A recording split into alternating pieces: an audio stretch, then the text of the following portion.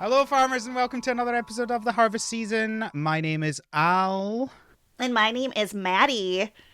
and we're here today to talk about cottagecore games. Yay! Woo! Welcome back, Maddy. It's been a while. It's always good to have you on the podcast, though. Yes, it's my second time, but my first with you, Al. Is it? Yes, the No. last time I was just on with Bev and Kelly talking about Potion Permit, and you got to pop in and make little comments about our silliness, but I've never been on one just you and I before. No. The Here I am time has searching come. through all the show notes. There's no way that you've not been on with me. No, You've that's only been it. on one episode. Yeah, just one. Can you believe it? Obviously not, because you're checking the notes. That's wild. Wow. It just Okay. took a Hello Kitty game to get me all to yourself, Al. Here I am. Wild. All right. Well, welcome. Yes, I so was sure excited. I was sure we had done one together, but no, it isn't there in the list. So, No? all right. Well, as always, listeners, transcripts are available in the show notes and on the website. This episode, I've got Maddy on as she just hinted at to talk about Hello Kitty Island Adventure. Who knew that we would be covering a Hello Kitty game in 2023? Oh, it's the best. I'm so excited for the next hour plus of us talking about this, Al. Who knew, but I'm not going to argue it. Well, exactly. Who knew we were going to talk about it? And not only that, but it wasn't just going to be some random shovelware. Like, it was going to be an actually good game. You know, I who know. would have expected that? You know, Al, I want to preface this. I am Hello Kitty obsessed. My first tattoo was a giant Hello Kitty on my shoulder. I have her all over my house. I expected this game to be garbage. As someone that loves Hello Kitty, I was not expecting anything good, but spoiler, like you hinted at, it's actually a really good game. So, Yeah. Who knew? Who knew? Even the biggest Hello Kitty fan was not expecting that. It's not just a good game. It's up for a game award. Did you see that, Maddy? I voted for it. You voted for it, did you? Yes. So we'll see what comes of that, because is it next week? Yes, it's next week. I decided for some reason that we were going to record an episode on... no, I'll get to that, because we're just about to talk about that. Let's get to that. Yes, I'll ignore that. So go too we're going to far. talk about that. We're going to talk about Hello Kitty. And before that, we're going to talk about some news. But first of all, Maddy, what have you been up to? All right, so just full disclosure, we were supposed to record this a couple weeks ago, and the games that I had in there were a little old. Since the time we decided to talk about this, my husband set up my Mister for me. And for people who are unaware, Mister is a hardware emulation machine where you can get actual hardware accurate console games, like old retro games, or arcade games too. So I have been playing the heck out of my Mister. I beat Princess Tomato in the Salad Kingdom, if you ever want anyone to talk about that with you, Al. Famicom game from years and years ago. And I just started Popolacrois last night, which is a RPG on the PlayStation, which I think might have some cottagecore farming games. I think Story of Seasons is Popolacrois related. Don't quote me. Oh. I'm playing the RPG, but maybe we can get into that later. So I've been retro game crazy. Popolacrois, A Story of Seasons fairy tale. Known in Japan as Popola... Oh, that's a 3DS one. There's a 3DS one. Yeah, there's some newer ones. I think that one came out here, but yeah, the one I'm playing is Monogatari, I think it's called. It's pretty cute. Very interesting. Yeah, so it's the same people that make... Well, what was Harvest Moon and is now Story of Seasons. It's got that cute vibe to it where it's definitely, you know, a real RPG where it's pretty tough. I got wiped out already, which is fun for old RPGs, but it's silly. You can talk to the animals, the cows till you moo. You can get electrocuted and see your little skull. It's very charming. Interesting. I am going to end up... I should park this because I'm going to end up on a Wikipedia rabbit hole. Oh yeah, put a pin in that Popolacrois. I've put that tab to the side. I'll look at that later. Princess Tomato looks quite interesting. It's got some very interesting art Yes, around it's it, shall we very say. archaic. It definitely is very, very old school. I did have a walkthrough guide up, and usually I don't do that, but these games are basically go into this room, talk to the person, leave, do it Hmm. again, leave, do it again, and then they'll tell you a hint, like stuff that you would never be able to figure out. But it was Yeah, it was a silly one. I beat that Thanksgiving. fair enough. Fair enough. My general rule with walkthroughs is if I'm not having fun without it, then I'm going to use it, Yep, right? Because it's love like the that. whole point of games is to be fun. Yep. So I'm not going to put myself through torture just to play a game. Why would you? Exactly. How about you? What have you been playing now? Hmm. Well, I've mostly been playing Coral Island because it came out of early access last week, was it? Oh. 2 weeks ago. 2 weeks ago. So I played it in early access for a bit, and then they wiped the saves when 1.0 came out. So I was like, oh, fine, I'll start again. But yeah, I mean, I don't want to. So we're probably going to do another episode on this now that it's in 1.0. Okay. And I don't want to completely ruin that episode, but I think this might be my favorite farming game Ever? now. Yes. Okay. Is it on Switch or what are you playing it on? So I'm playing it on the Steam Deck. Okay. It is coming to Switch, but I think the Switch isn't out yet and it's coming next year, Okay. I want to say. I will put a pin in that one. Oh yeah, spoiler alert, my husband did buy the OLED Steam Deck that just came last week. So we've got Excellent. lots of new video game toys in the house. Yeah, it looks like they're coming to planning for Switch next year. Okay.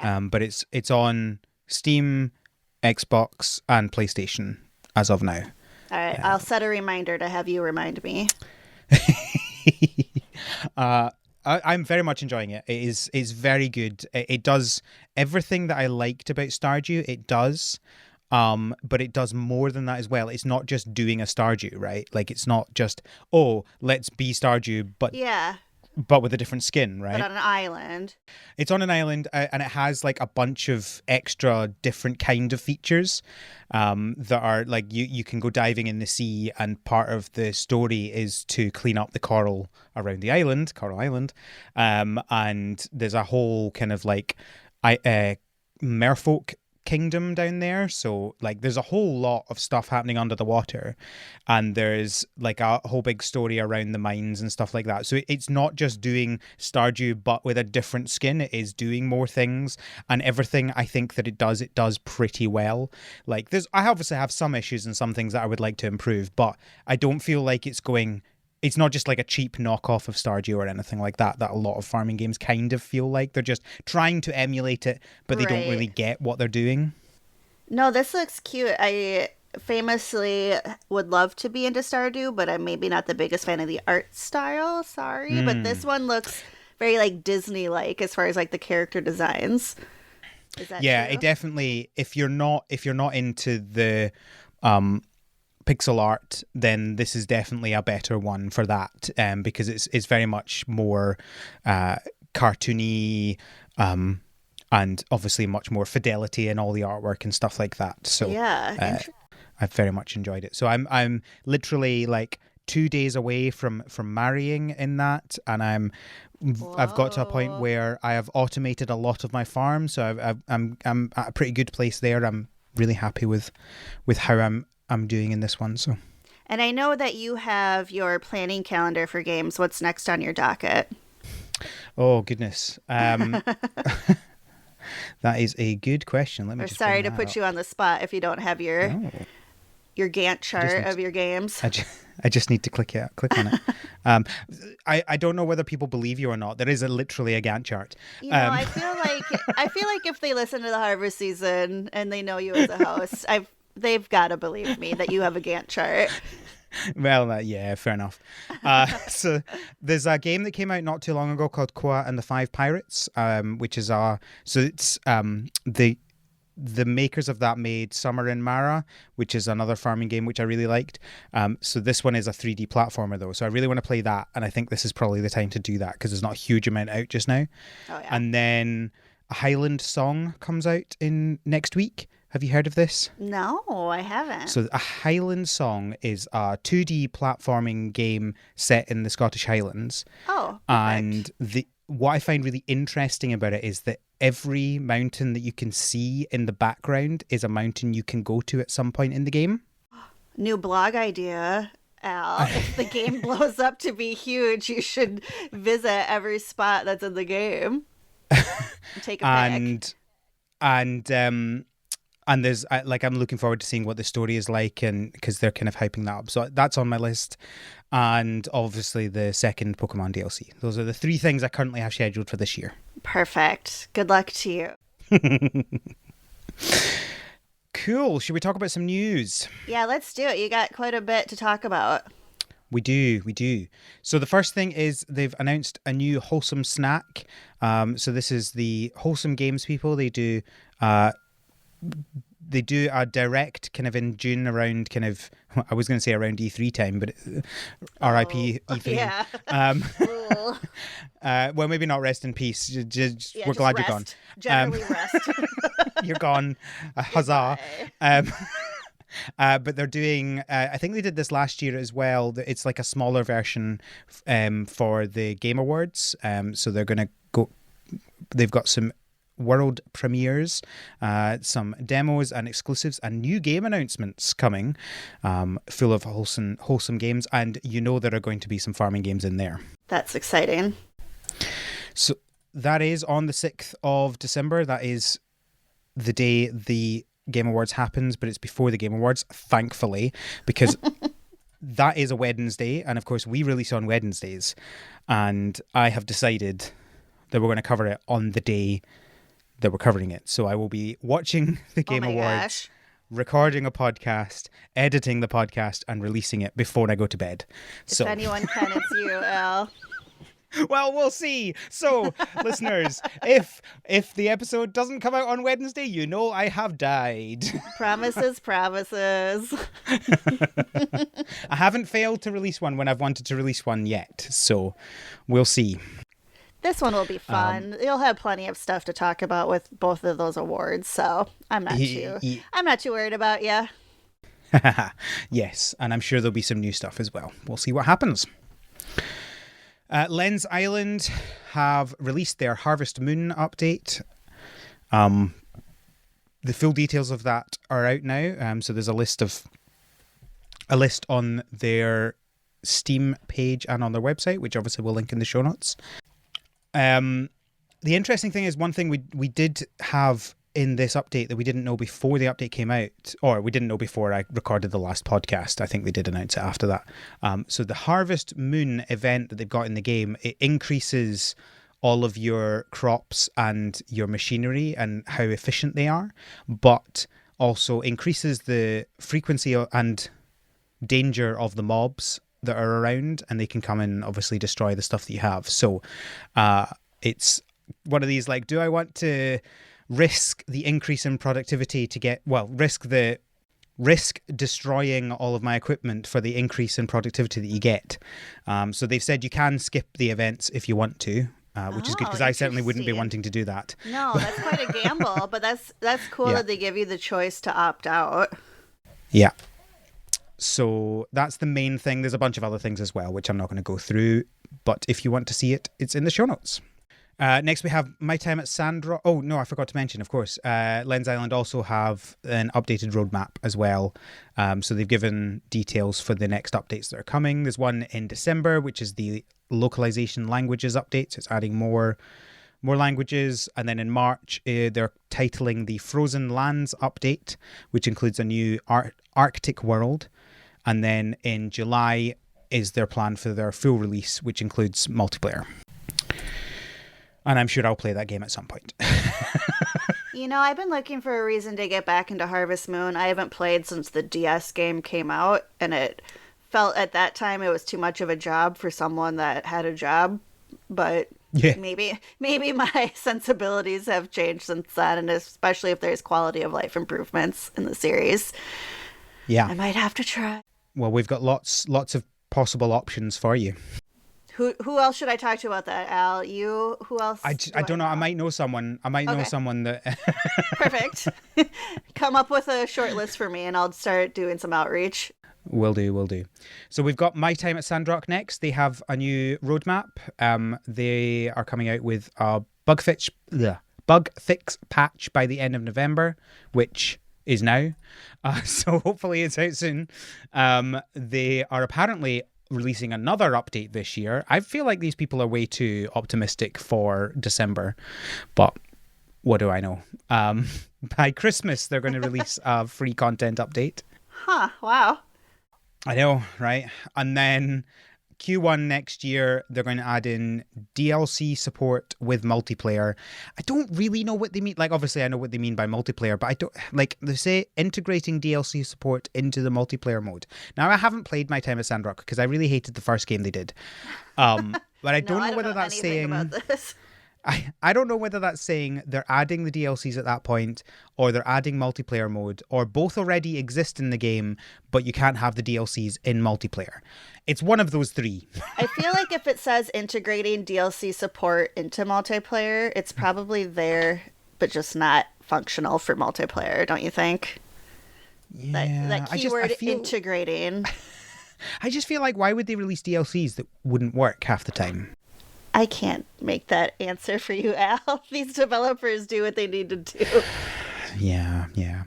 And they're also releasing the DLCs that you previously only got with the deluxe version. They are releasing them separately as well, so you can purchase them outside of that.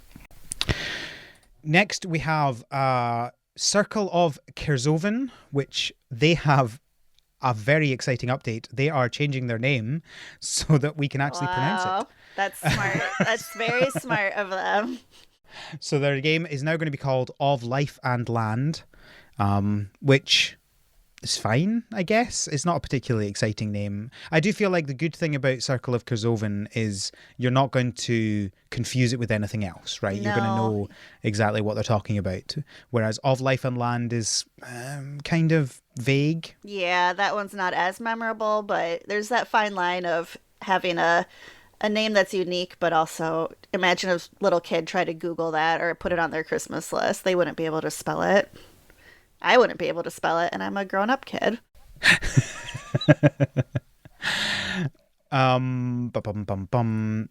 They have said, however, that the land in the game will still be called Kerzoven, so the name's not going away completely. It's just not the name of the game anymore. Very small thing from Fae Farm. They have released a video on Twitter which is hinting at an upcoming update, and we know nothing about it. And I have no idea what this is meant to be. It looks like maybe a shell with like a ribbon around it or something. Have you played this game?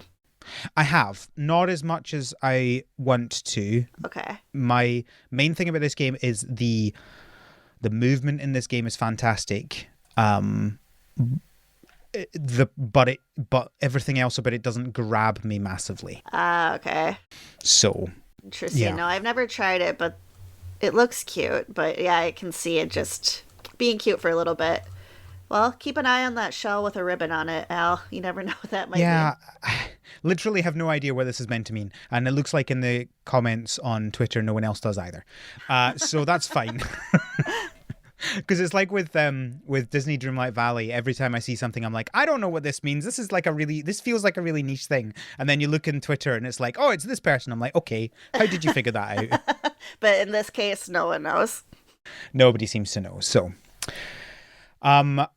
a slightly sad update with Bear and Breakfast. They have having to delay their upcoming update because their art director has been diagnosed with cancer. So, not great. Too bad. Thankfully, the comments are all very positive and people aren't, being idiots about it. So that is good. But yeah, hopefully, I mean, you never know with these things, but hopefully things go well and they can recover and people will wait for updates. Yeah, best wishes. That's really sad. Mika and the Witch's Mountain have released a new trailer. Maddie, I feel like this game might be down your street. Have you looked at this trailer? Not yet, but anything with the word witch in it, you know that I'm a sucker for. Oh, and just popping it up, it looks very Miyazaki style.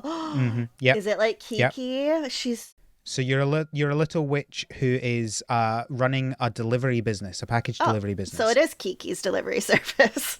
Sure, possibly. Cute. No, I will definitely keep an eye on this one. So that's a new trailer. Nothing else on that one. If you want to see the trailer, links in the show notes.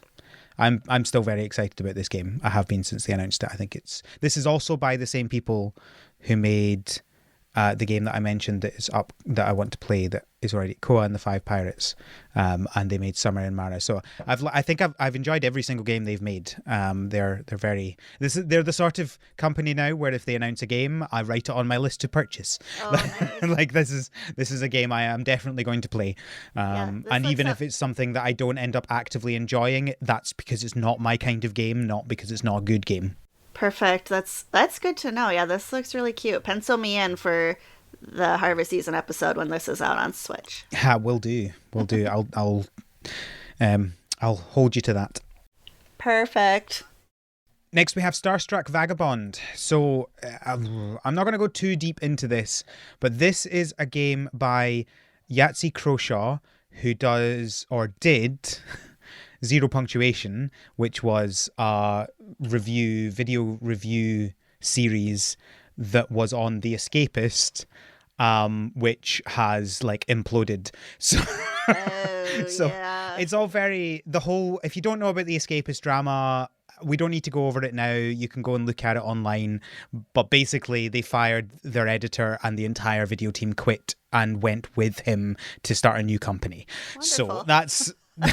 So now they are also publishing the game that Yahtzee has been building for a few years now, this one, Starstruck Vagabond, which apparently the Escapist wouldn't let them talk about it on their stuff anymore.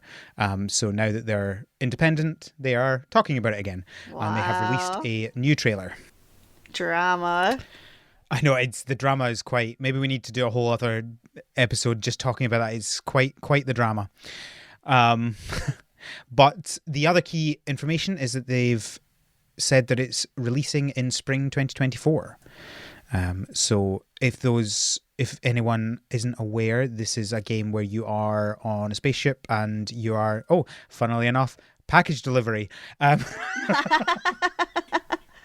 was entirely coincidental that we talk about those two right next to each other. Yes, so you're running a spaceship delivering packages, essentially. Wow. I'll have to look into that drama. That seems like a fun little rabbit hole when you're bored. Oh man, how did you miss it? I was covering it. I was talking about it in the Slack. How did you miss that? Al, you cover a lot of things on the Slack. I can't keep track of everything. It was particularly fun to watch live because we saw that he'd been fired and then we saw that everyone else was quitting one by one, which was funny. Fantastic to watch. And then like less than 2 days later, they already had their new channel up with the artwork and the name. And they like absolutely like within 2 weeks, they had their first videos out. Funny. And it was insane how quickly they went at it. I'll have to scroll back and to relive the drama. Definitely. And Stardew Valley, they are releasing Junimo plushes. So if you wanted a Junimo plush, they didn't exist till now. They are up for pre-order now. There's probably not much more to say. I mean, you've not played Stardew, so you wouldn't appreciate it as much, but I'm sure you can look at them. They are pretty cute, aren't they? Yeah. Yeah, I don't mind those. They are launching in spring 2024. You can pre-order now. So, go and pre-order. Wow, that's quite a lead time for a plush pre-order announcement. Yeah. Yeah, well, I mean, spring can mean a lot of things, right? True. And the final piece of news is that the makers of Above Snakes have announced that they are going to kickstart a new game called... No, not called. It doesn't have a name. They are kickstarting a new game, which is a cozy campervan survival game.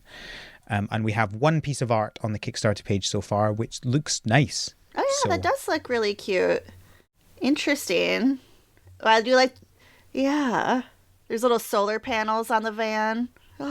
Yeah, Funny. so my big thing is I'm intrigued by the two words cozy and survival, Yeah. and how those are going to work together. Now, Yeah. because survival can mean a couple of different things. It can either mean, and hopefully this is what they mean, because this can definitely be cozy, is just you have to do everything you need to survive. Like you have to gather all your things and Yeah. make everything that you need, blah, blah, blah. And kind of like But resource survival. management. Exactly, but survival can also mean there are monsters, and Yeah. that's not cozy. That's not cozy at all. No, probably not. As much as that sounds appealing to me and my video game preferences, I wouldn't say cozy if a little I'm not zombie saying. raccoon was I coming at you. look. I'm not saying I wouldn't play a game like that, right? Like I played Right. Minecraft for years, right, and that's basically what that is. It's a survival game, but I don't know. I Cozy. don't think you can use the word cozy in relation No. to that. But a lot of game developers do overuse these words and certainly use them in the wrong context sometimes. It's like when people post videos and are like hashtag satisfying, and I'm like, you don't get to decide that. Yeah. You don't get to decide if it's satisfying. You made it. Yeah, that's not up for them to decide. No, yeah, this is a lot of adjectives for this game, but I do like the art, and it would be interesting to see what else comes from. I also find it funny that they called it unannounced cozy campers van survival game. I feel like they've announced it. I think Yeah, what they mean is in the unnamed. announcement. Yeah. Yeah. Unless you are an unannounced cozy camper van where you just show up at people's houses unannounced. You just have to say, hey, I'm going to park here. So, Al, you don't know. It's like Untitled Goose Game all over again. It's like Right. we were just waiting for them to give us the full name and they never did. No. No, I think they might be onto something with this one. Unannounced. We will keep an eye on it. Perfect. Can we talk about Hello Kitty? I think that's all the news. Yes, let's do that. That's what you're here for. Yes. We managed to make it through all the news, and now we can No, talk and about it's Hello just Kitty. it's tough because I love these games, but I purposely kind of avoid all the news because I know that I want to try everything. And so when I, listen to Harvest Season and I hear about all these games, there's not enough time to play everything you want to play. That's very true. That's very true. So you end up just playing none of them instead. Yeah, I just end up beating Super Mario RPG Remake in a week instead. I haven't played that yet. Have you played? You didn't play it the original when you were little? I did not. No, I did Oh. not. So I think it's like I will play the game at some point, but I'm not like prioritizing it. It's not I going was. I'm not. anywhere. Well, exactly, and it's not like it's about to get cheap or anything like that. No, that's very true. My thing is, I'm not sure if I'm going to like it or not because I haven't liked other Mario RPGs they've done. So I don't like Paper Mario, for example. See, I'm So not the best one to kind of give an opinion because this was my very first favorite video game of my entire life. I was obsessed interesting. with this when I was little. I had the guidebook. I would play it nonstop. Back in the days when you just had like 2 video games, so you had to make the most of what you Yep. had. And Yep. so there's definitely flaws. It's very, baby's first RPG. It's not excuse me. Well, that might be good for me. Yeah, it's not very tough, but it's just so cute. It's so funny. I think I've just never really got into RPGs at all. So like the closest thing that I play to RPGs is Pokemon, probably. Right. I was going to say, if you like Pokemon, this is a lot more simplified than Pokemon ever is. You just. Yeah, I'm also not sure if I like Pokemon for being an RPG. Like I collect things, and that's what I like about Pokemon. Yeah, that's not Mario RPG. But Yeah. you do get to play as Bowser, and one of Bowser's weapons is just picking Mario up and whipping him at enemies, which is very funny. That does sound funny. Well, you know what game you can collect lots of things in? Oh my gosh, it's Hello Kitty Island Adventure. It is Absolutely. Collector's Paradise or Collector's Hell. Can I say hell? Depending that's on what you feel like, because there is a lot to collect. Yeah. Okay. So let's start off by giving an introduction to this game, just for anyone who isn't aware. So this is Hello Kitty Island Adventure. It is currently only on Apple Arcade. So if you're already like that's turned me off, then just listen. I bet it's going to come to Switch next year, but that's just my theory. The It's very much a cottagecore game, very much not a farming game. You are a character you make your own custom character for the Hello Kitty universe, and the start is wild. I was not expecting this. So you jump on a plane, and then the plane, I think, is having issues, and then you have to jump off the plane with a balloon. It's pretty intense at the beginning. All of a sudden, it's like lost or something. Plane crashes. It's very survival cottagecore in that moment because the plane just kind of starts on fire and you got to go. What I'm not certain about, and maybe this is because I haven't done enough of the story, but I'm not certain whether this island was where we were meant to be going or not. I don't know how much I have. Just to preface, I have beaten the main game, I believe, but there have been quite a few updates and changes in the past month or so that I have not gotten through. But in the main game, you do get an answer to that. Okay, right, that's fine. I haven't got through that sort of thing because personally, I'm not a huge fan of playing this on a device with a touchscreen. It's not really working hugely for me, which I think is part of the reason. Get your 8-bit DOE wireless controller and pair it to your iPad like I've been doing. I'm not doing that. I'm just going to wait until it comes onto Switch or Steam and play it on my Switch or my Steam Deck. That's very fair. So yeah, sorry, I distracted myself. So you jump out the plane, you land on this island, and then the idea is you are living on this island. There's a lot of exploration, right? Like the world is reasonably large and you have to go and explore and find other characters. They don't all just land where they're meant to be. So they're all over the place. And it's a lot of fetch questing and a lot of relationship building with the characters and lots of other things that we'll talk about. Is that a fair kind of description of the game?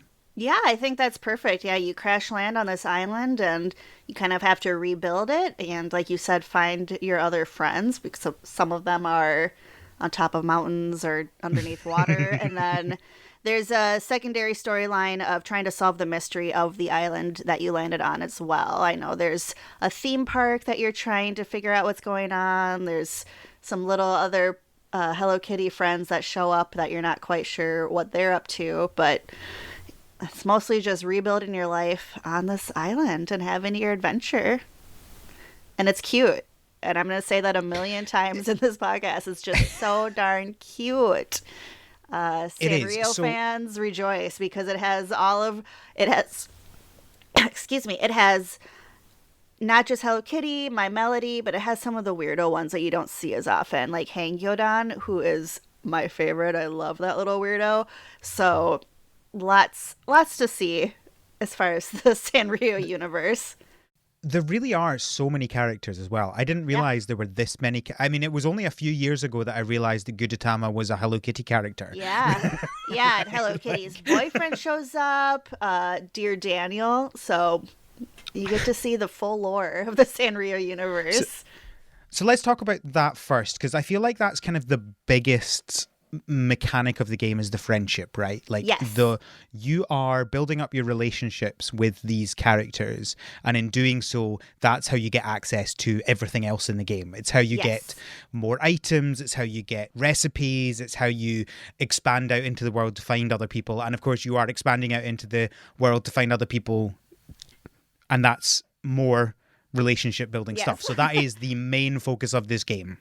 Yeah, it's definitely it has that game cycle that really just works for me. A lot of times these fetch quests, you're just like, okay, point A to point B, back to point A. But this has enough of a gameplay loop where it keeps interesting because, like you said, the more you build these friendships, the more you have to do. Like, it opens up different quest lines once you get your friendship levels to different, higher enough levels. And then within that, to grow your friendship levels, you have to give them a gift. And to give them the right gift with enough heart levels to grow it as fast, you have to make things. And to make things, you need to gather the ingredients to make those things. So it kind of is like a full circle where you're just constantly like, I'm very Al in this game where I did have a checklist. I had a little sheet up that I needed to be like, okay, to make a 3-heart gift for My Melody, I need to make this delicious looking cake, and to make the cake I need to get this, and there's a lot. It's a big gameplay loop. It's good because it's simple enough that I think anybody can play it. Like you could have Yes. a young kid play this and have a lot of fun, especially if they like the characters. But as you say, there's enough depth to it in that loop where it's you can expand a lot and there's a lot to do. It's not like you're just going, as you say, just grab a thing, throw it to someone. Right. And that is the primary loop is just fetch quests. Yes. But because they add on that secondary and tertiary loop, that adds much more to it. So you don't feel like, oh, I can't believe I have to do another fetch quest. No, you're doing it because you want to explore the other aspects of the game. And what I do like about how there are so many options of these different fetch quests for each different character is that you really do get to control how much time you spend in the game. I know, especially with stuff like Animal Crossing, when you're first starting out, you run out of stuff to do really quick. Obviously, that's Yeah. not the case as you get further on. But in this, it does limit how many gifts you can give people a day. It does limit, how many items are around the island to pick up, during the day cycle. But there's enough to do where you can kind of focus on, okay, now I'm just going to get Choco Cat stuff, or I'm going to go see what Kuromi's up to. But Yeah. it's not like, how do I say it? There's so many games like this where I feel like I can get everything there is to be done and then just am bored. There's plenty Yeah, to I do never- in this. I never hit that point, and I hit that point with Animal Crossing very Right. early on, where the first day you're like, "Well, there's not really much I can do now," but I didn't hit because like that's how I play games. Is I play them, right, and that is Right. the game that I am playing for that time, and I will play Right. that for like 4 to 5 hours a day every single day. Like all of my free time that I'm not doing something else, I'm playing the game, and that was where Animal Crossing really fell down for me. Is that it doesn't work that way. And Right. this, even though, as you say, there are some restrictions on things, I didn't hit a point where I was like, oh, there's nothing I can do. Because you can explore really, really early on. If and the thing is that, yeah, there's a limit to how much you can do for one character in a day.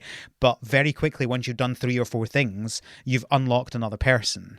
Right. And then that's another exactly. person to do things. And by the time you've unlocked everybody, there's so many people that you're not going to be able to give everybody everything they need every single day.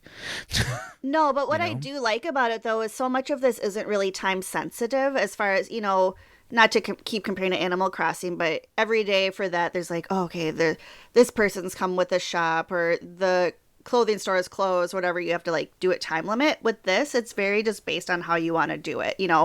The characters are always going to be there waiting for their next gift, but you're not going to miss anything if you choose to focus on something else for that day. And that's what really makes this kind of a stress-free game, in my opinion, is that you just get to do what you want. And if sometimes you just want to swim around and catch fish, you can. All those other fetch quests will be there waiting for you. They're not going to time out. It's just how fast you want to get through the main story or how fast you want to find the next quest. It's kind of up to you to choose. I love how you mentioned fishing, like you knew what the fishing was like. I like catching fish while you're swimming. Have you gotten that far yet where you can catch them I in haven't the done that. magic No, bubbles? no. So I like No, that. I did not realize you could do that. That sounds Yes. much better. Yeah, and that's I tried the the other fishing thing. a couple of times and went, no, I'm not doing fishing, not in another game. No, I didn't. When was it Bats Maru? He's like, you can make the log of fishes. I'm like, no, you can probably just do that, Bats. It's not for me to figure out. Because there's other stuff to do, and I don't feel like I'm missing something Yeah. by not focusing on that as much. So I like, yeah, it's that exploration, and it's the way that they've kind of metered out the upgrades. I think is really interesting too, as far as collecting items to grow your stamina. So you need different stamina to go underwater or climb mountains, and then you get items to increase that level. So it kind of limits how much you can explore and then kind of doles it out little by little once you upgrade.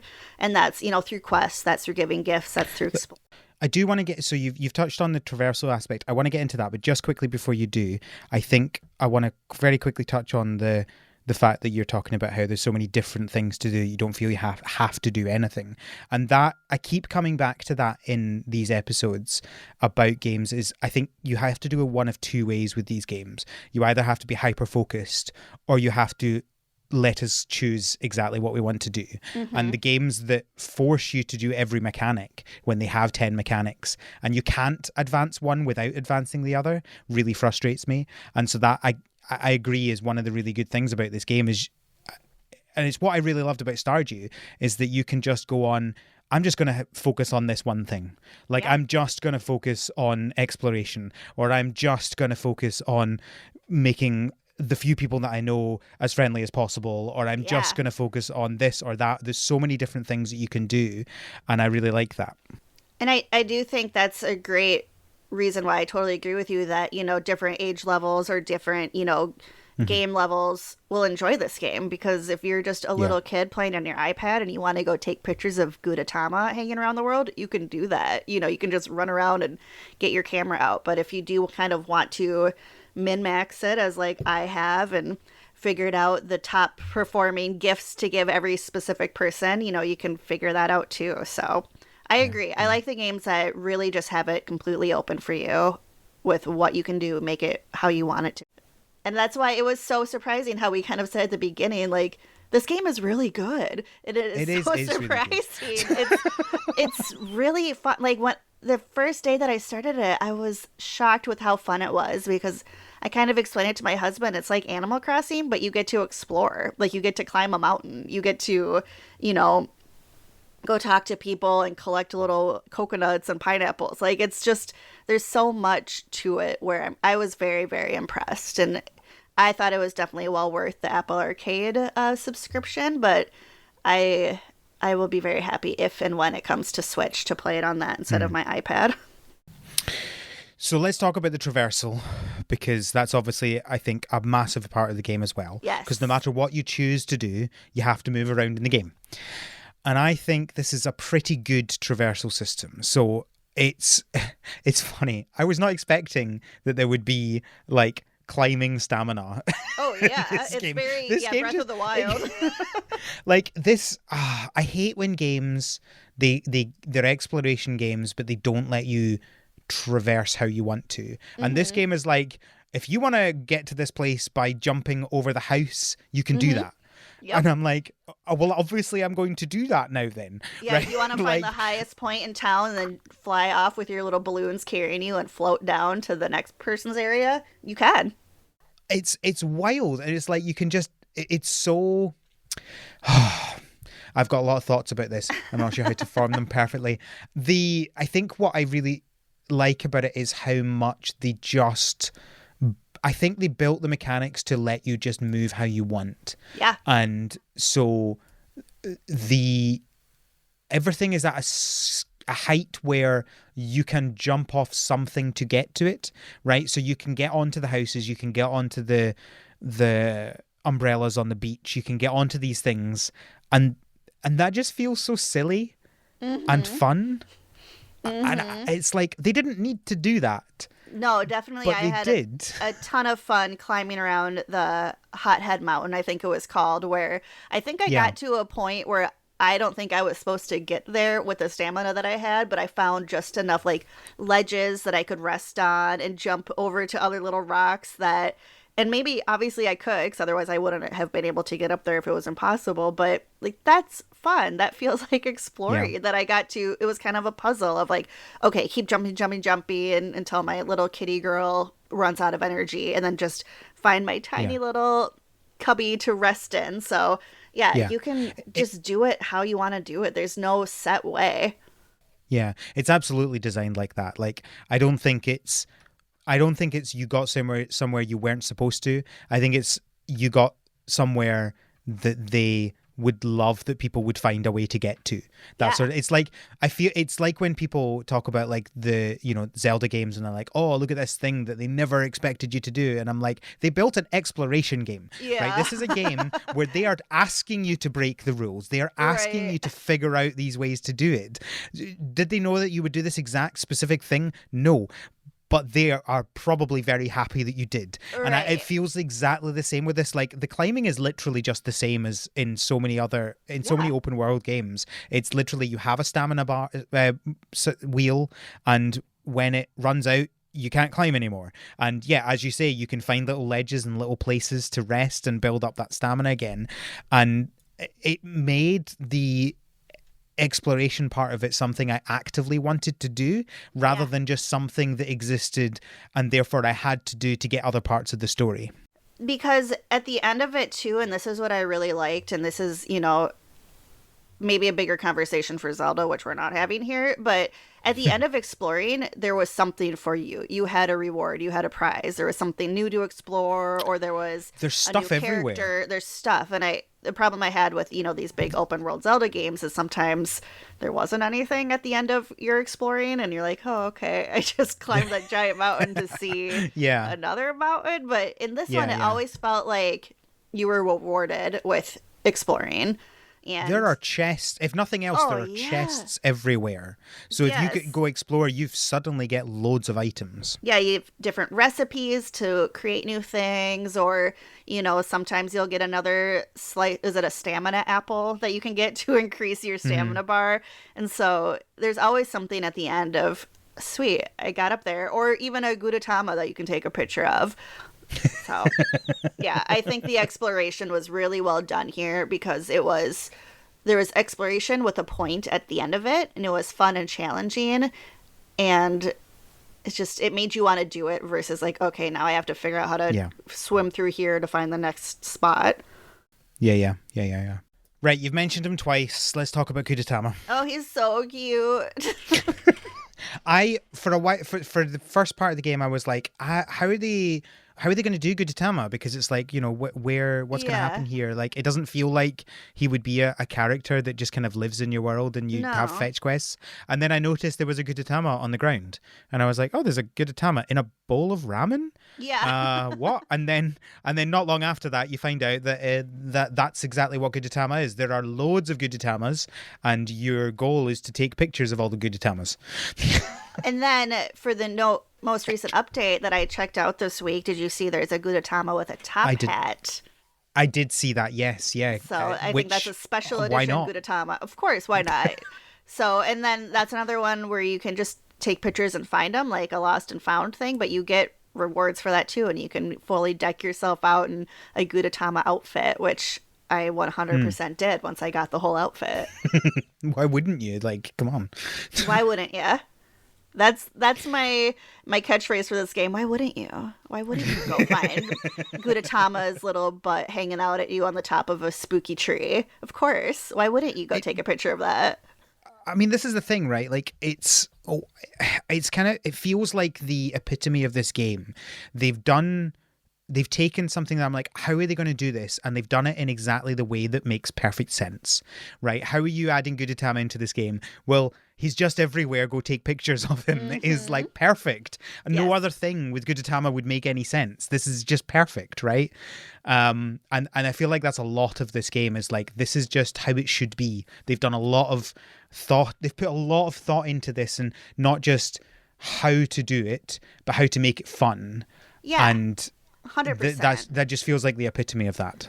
And I think they put a lot of thought too into how to grow the game if people ended up liking it, which I believe people have really enjoyed the game. I was Hmm. on the Reddit and people are going bonkers for it. But the way that they have created it is that if there's an update or more DLC, they can always add in more Gudetama, or they can always add Yeah. in different recipes or things to grow. Or, we can talk Hmm. about this too, but there's always visitors that can come to your town, to your little cabins that you're building, and they can always add new characters to come visit you. So I think it was really interesting that the way they built it is that there's options for it to have updates and DLC and expand it, and that's fun to me. I think it's not just like, okay, one and done, but it's also not just extra content just for the sake of it. It all makes sense Yeah. within the universe and Yeah. within the gameplay. Yeah, exactly. Let's talk about the visitors then. I didn't do a huge amount of this, but this is basically where you find these houses and you upgrade them to become visitor houses, and then people come and visit the houses, and they are these other existing characters in the Hello Kitty universe, or are these just like random new ones they've created for this? They're, Do you know? they're existing, especially Dear Right. Daniel. That's Hello Kitty's boyfriend. She does Mhm. have a Yeah, romantic partner. he's the first one. Yeah. I'm pretty sure he must be like linked as the very specifically the first one, but I think the Yep. other ones are random ones, right? Yep.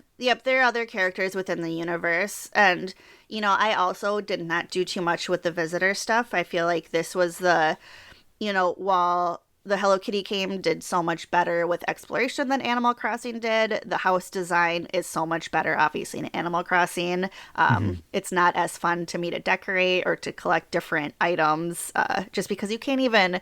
I don't think you can turn them around so they're all facing forward. It's not as, customizable as an Animal Crossing, but you do get hints of if you put this amount of this type of furniture, this visitor might come. So it's kind of more of a puzzle of, okay, I'll collect all the spooky stuff and then a spooky person can come, or put 3 plants and 2 cakes and we'll see what happens. But yeah, I have not spent as much time decorating. I think I have maybe 2 or 3, and one I've just decided was my house and just made it look whatever I wanted it to look without following the rules of the puzzles. Yeah. So we'll see if anyone can come visit my weirdo house. No one yet. Yeah, I agree. It's not the most elaborate decoration system, but I personally don't care because I don't enjoy that even when it's good. No, and I do. It's just not my thing. But I have plenty of games where it is really, really good and really fun, and there's so much other stuff in the Hello Kitty game that is really fun that it doesn't feel like it's making me miss anything. Like the game doesn't feel less than that part isn't as great. Yeah, that's fair. That's fair.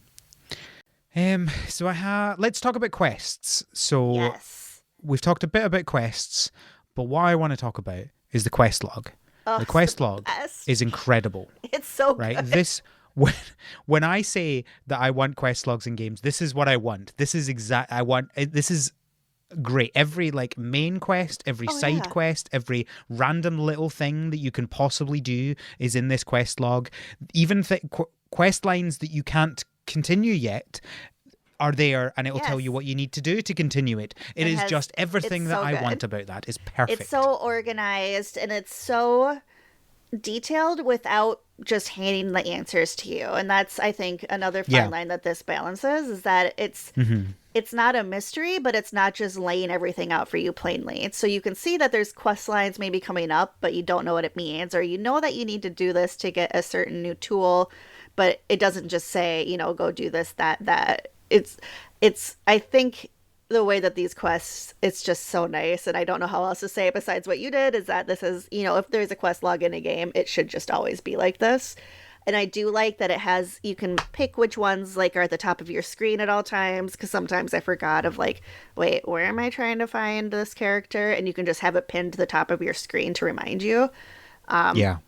And it's nice, and just another example of there's a lot you can do when you look at the quest log. You can say okay, what am I in the mood to work on right now? Do I want to get the museum all going? I'll go work on that quest. Or do I just want to give gifts to people for my daily gift giving? You can see which people you still need to give your gifts to.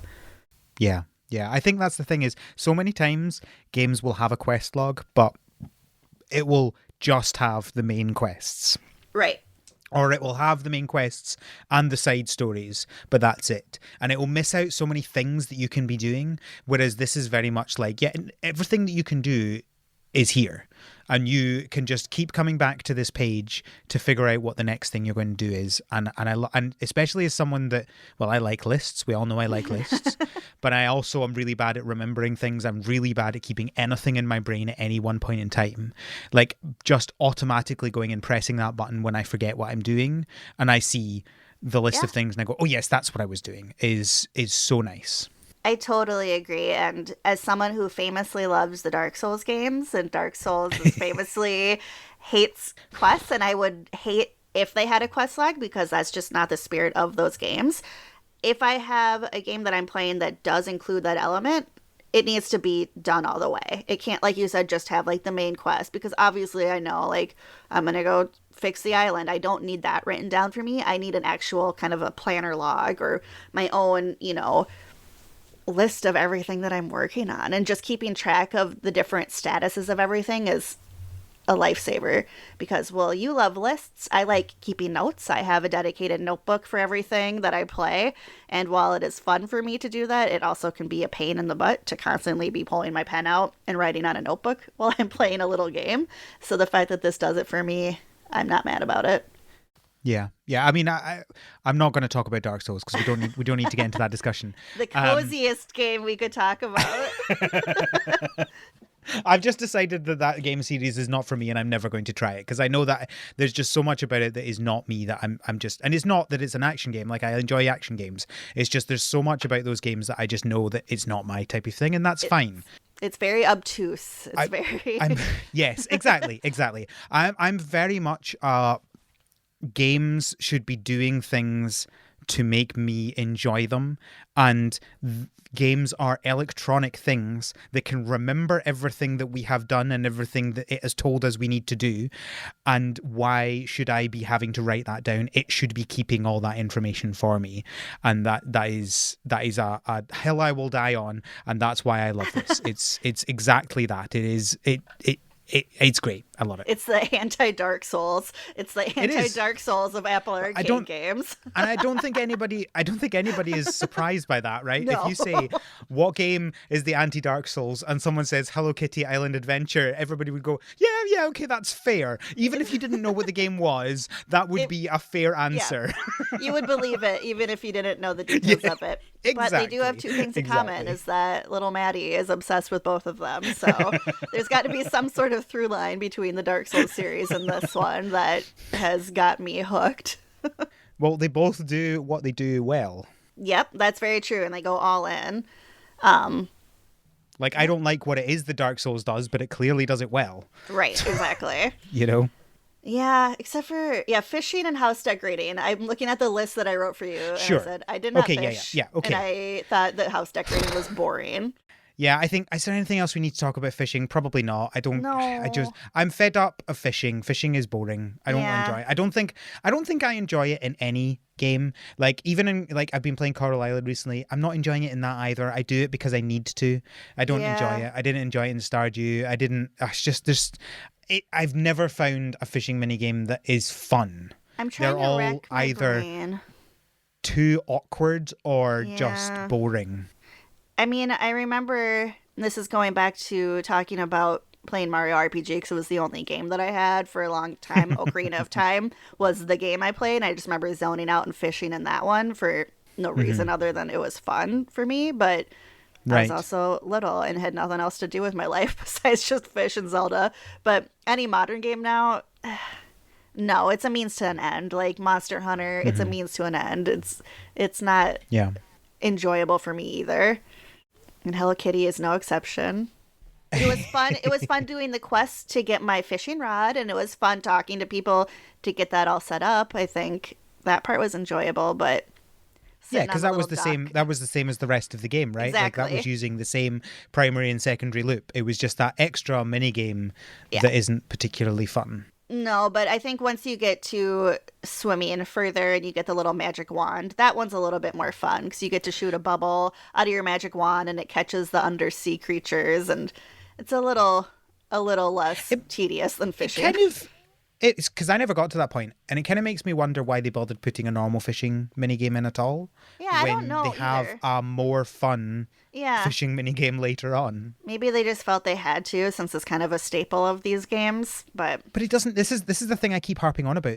You don't need any of these things to be in your game. It's like every single game. I mean, this one doesn't, obviously, but every single game needs to have romance in it. Every single game needs to have. The games don't need to, and I think that if you're not going to put your effort into making sure that they're all fully featured, don't bother, because it would actually be more fun not to have it. And maybe in the future when this gets updated, the fishing will be more exciting somehow, but like I said, I wouldn't get too excited about that. No, I totally agree. They feel like they have to have these things, but you don't. And like you said, there's no, I mean, not romance in the way of like getting married to my Melody, but you do give gifts and improve your friendship ratings. Right. But I guess there's no like final marriage. Yes, I think that I think we need to make a clear distinction between friendship systems and romance systems, because friendship systems, and particularly within this one, they are about character development. They are about progressing other parts of the story and other gameplay aspects, whereas romance is specifically about I am trying to create a specific connection with one person in the game, or multiple people if you want to try and play that game. And there's kind of And like I an end think that result in mind for that sort of mini game. Is that exactly, you exactly, win by marrying them.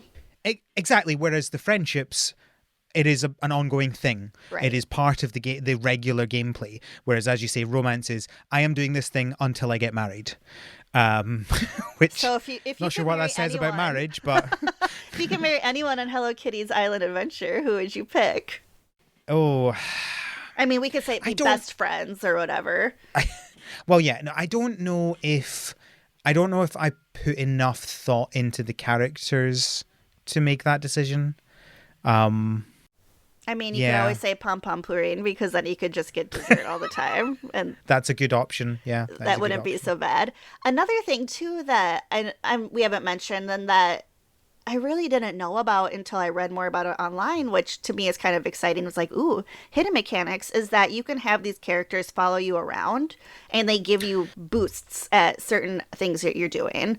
And Hmm. did you know about that? Do you have people follow you around? I think there were a couple of story quests that I did where you had to travel with someone, Mm-hmm. but I didn't know you could just do it at Yeah. any point. Yeah, so you can Didn't go know that. talk to them and you'd be like, hey, come along with me. And different characters give you kind of not a stat upgrade, but for example, I think if you have Hello Kitty with you, and don't quote me on this, like you can give, like the gift will give you more experience to the friendship meter, or different Mm. characters like you can have a chance to get more of a present back when you get a gift, or you're better at fishing, or you get more rewards when you build something, like based on the different characters. And I thought that was a fun little extra element because it's not really Mm. stated out. And I know sometimes when you level up friendship, you can get like a better boost to that like secondary skill or the passive skill you get, but it's not like totally spelled out for you. So to me, with a Hmm. cozy game like this, I'm like, oh, there's even more detail in there that I don't know about. Hmm. That's exciting to me. But yeah, I always have Yeah. my Melody follow me around because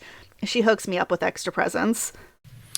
What I want to know, is there a way to fly with the balloons, not fall with the balloons like the other characters can do? Because there's this thing where if you're traveling with someone and you're traversing and you're like you get to the top of this mountain and then they're just flying up with the balloons and I'm like, why can't I do that? No, you can just fall. You can fall gracefully with the balloon, which I do often, but no, I you was, can't go I up was with like, it. I put all this effort in And they're climbing just this like, mountain, and you're just floating up with your balloons next to me. Come on. no, Oh not yet.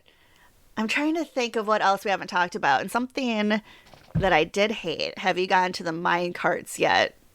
no. Oh my gosh. So you can go inside of the mountain and it's like gems and it's beautiful in there and I love it. But you have a little mine cart like course that you can go on. But it is Oh. so difficult to figure out where you're going and where you want to end up. Uh, And it's a maze in there and it's a maze for a reason. But this was before that I realized that you could fast travel just from the map. You don't have to just go to the little mailbox to fast travel. And I would get stuck inside this stupid mountain what? forever. Did you know you can fast What? travel from the map? Oh. So much wasted time getting to a mailbox. Yeah, no, you don't have to go to the mailbox, and that took me a long time too. I So, love I love those. We've not talked about those though. I love the fast travel system in this game. yes, You I do unlock it love really it. quickly and there are loads of them, and as soon as you visit one you can fast travel to it. I think it's fantastic. It's a great fast travel system, especially now that I learned you can fast travel from the Yes, map. That's even yes. better. And the map is so nice too because it tells you where all of your characters are. That you're like, okay, Yes. where is Agretzko? Like, is she hiding? Like, where is she at? Because there's that nightclub, which I'm not sure if you've unlocked yet. There's a little like comedy nightclub, or there's like a little like dance area. They all go there at night. Like these little crazy party animals just want to let loose. But then when you're walking around main town, you're like, where is everybody? And you look at the map and you see 8 of their little heads hanging out at this nightclub. You're like, well, I guess I'll just fast travel there, see what they're all line dancing or What? whatever. So it's just the little details are what makes this game really, really fun. Yeah, I think I'm very much of the opinion that these games should have characters on the maps once you've Yeah, met them, I don't see why because not. I think the argument against it would be, oh, well, it makes it too easy. And my point is these games aren't meant to be hard. These games are No. meant to be cozy and comfy. And that what is more frustrating than trying to find someone and you have absolutely no idea where they are? No, and when you finally do find them, it's not you're like, yes, I solved that puzzle. It's more like, oh, I randomly stumbled across where they randomly were at this moment. So it's not like a game. It's not making a part of the game easier. That it wasn't a game. Like, it was just random. And so I totally agree. I love them on the map. Yep.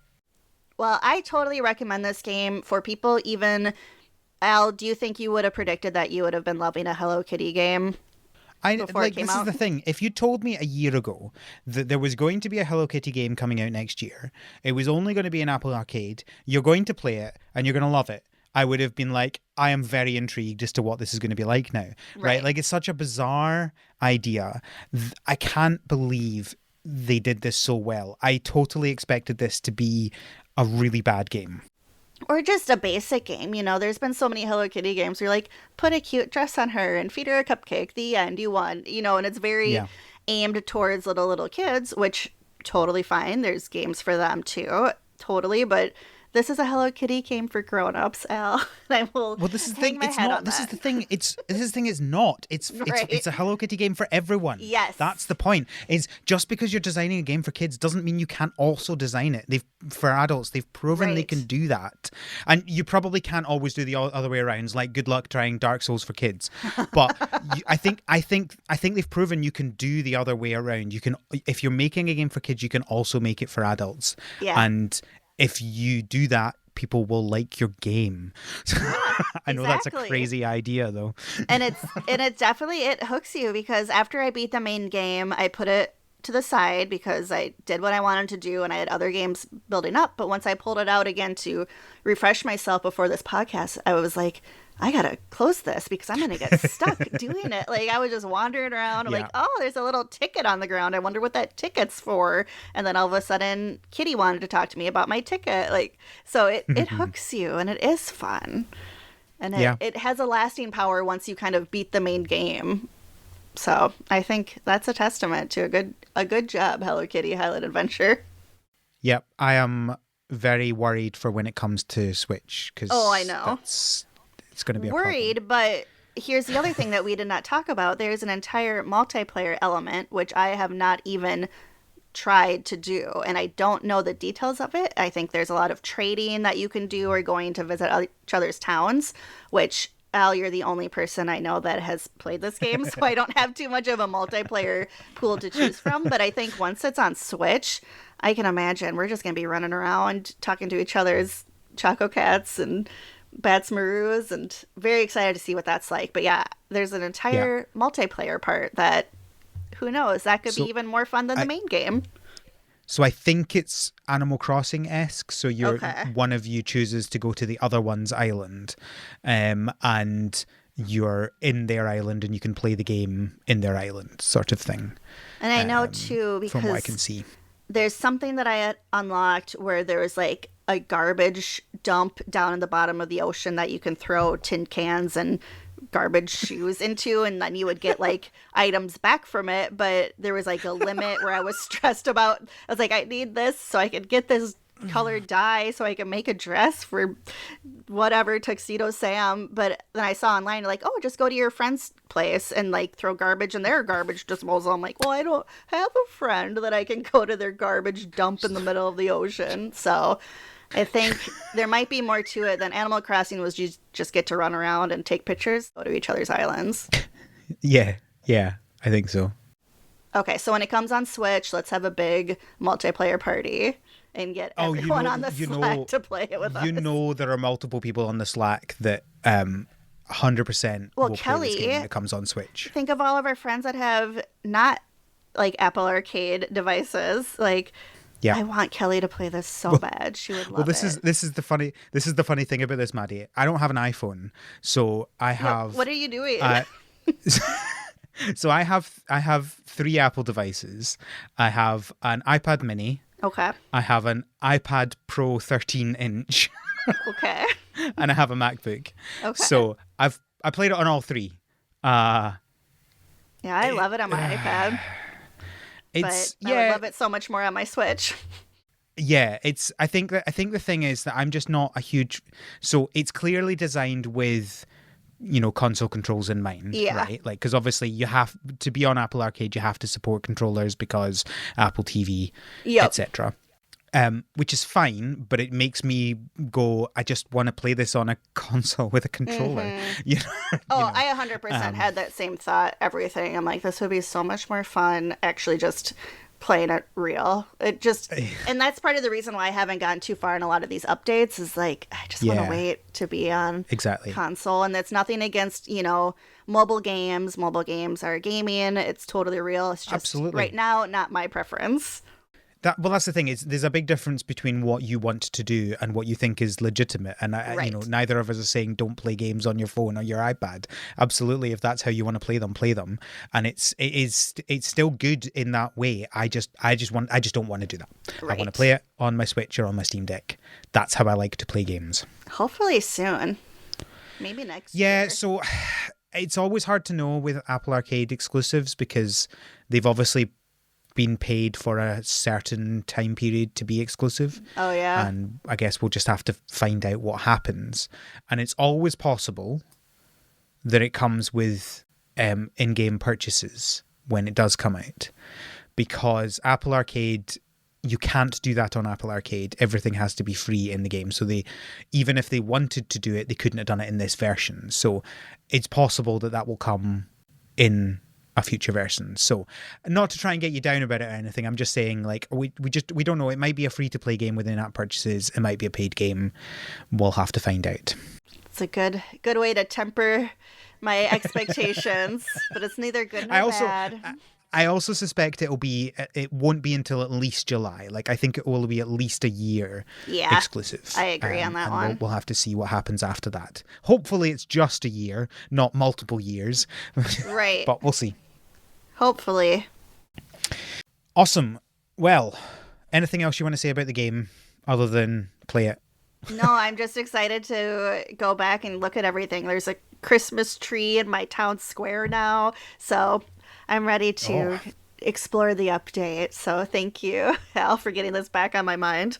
But yeah, play it. Everyone, I think if you have Apple Arcade and you want to try it out, you might be surprised with how much you enjoy it if you are a fan of these types of cozy cottagecore games. Agreed. Well, Maddy, thank you for joining me for this episode. Where can people find you on the internet? Well, sadly, I still post on Twitter a tiny bit, so I'm Maddy Source there. I am Corn Dog Maddy on Blue Sky, and then if you're on Instagram, I'm Kaiju Maddy. So I did not want to consolidate my branding, different names, everything. I was going to say, like, every single thing you have a different name. What's that about? It's fun. It's got to keep people guessing. Well, clearly. You can find me on mastodon.scot and on Twitter or X at the Scottbot. You can find the podcast on Tumblr and Twitter at THSPod. You can find links and everything related to the podcast on our website, harvestseason.club, including a feedback form and a link to our Patreon, patreon.com/thspod, if you would like to support us and get access to our Slack and to our bonus podcast episodes, which we should have one coming out soon, but I haven't figured out what that is yet. Mysterious. Even for me. I think that's everything. Awesome. Thank you, Maddy, again for listening, joining me. Of course, Wording. This is very, very fun. Anytime. Thank you, listeners, for listening, and until next time, have a good harvest.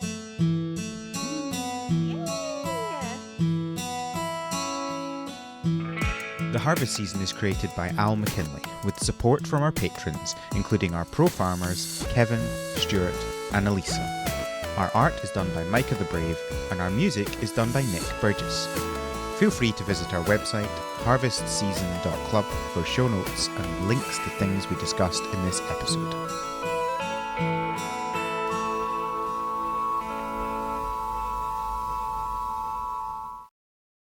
Hello, farmers, and how do I introduce this again?